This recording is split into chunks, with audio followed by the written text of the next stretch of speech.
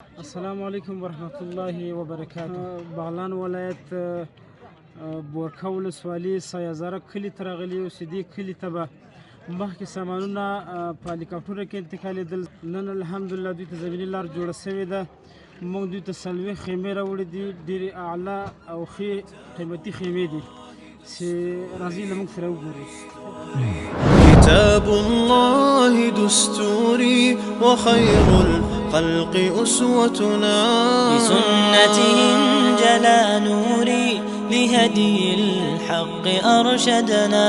كتاب الله دستوري وخير الخلق أسوتنا، بسنته انجلى نوري لهدي الحق أرشدنا. كتاب الله.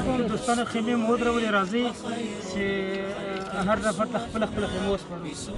ښې خیمې دي، دعا کوه چې چاره لګېږي او ډېر دعا وکړو.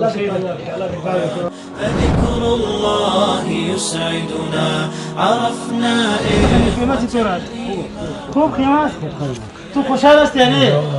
نه بسیار خوب است یا کم خوب است؟ بسیار خوب است.